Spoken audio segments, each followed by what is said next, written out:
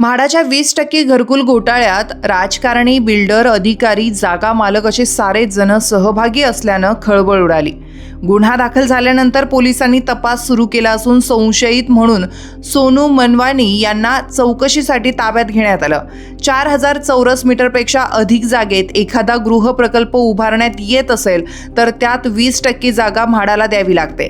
म्हाडामार्फत या जागेवर आर्थिक दुर्बल तसेच अत्यल्प उत्पन्न असलेल्या लोकांना घरं बांधून दिली जातात। अर्थात 20% जागा देण्याबाबत हा सरकारचा निर्णय 2013चा आहे। 20% जागा द्यावी लागू नये म्हणून राजकारणी, अधिकारी, बिल्डर, आर्किटेक्ट, जागा मालक असे सारेच एकत्र आले।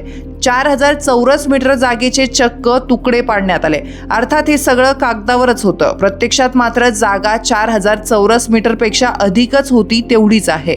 हे तुकडे सरकारचा निर्णय येण्याआधी म्हणजेच 2013च्या आधीच असल्याचं भासवलं गेलं। अतिशय थंड डोक्यानं हा घोटाळा करण्यात आला। जागेची मोजणी झालीच नाही, पण नकाशे, आकार फोडपत्रक सारच बनावट करण्यात आलं। भूमी अभिलेख कार्यालयाचे खोटे शिक्के तयार करण्यात आले।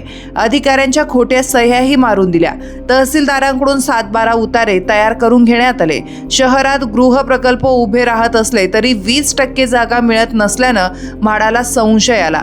त्यानंतर जिल्हाधिकाऱ्यांकडे तक्रार करण्यात आली। विशेष चौकशी समितीत 108 प्रकरणांच्या मुळापर्यंत गेल्यावर हा घोटाळा उघड झाला। 49 प्रकरणांमध्ये जमीन मोजणीची कोणतीच नोंद आढळून आली नाही। मसरूळ, आडगाव, आगरटाकळी, देवळाली अशा शहराच्या विविध भागात या घोटाळ्याचं लोण पसरलंय। भूमी अभिलेख विभागाचे उपअधीक्षक बिपिन काजळे यांनी सरकारवाडा पोलीस ठाण्यात दिलेल्या फिर्यादीनुसार गुन्हा दाखल करण्यात आलाय।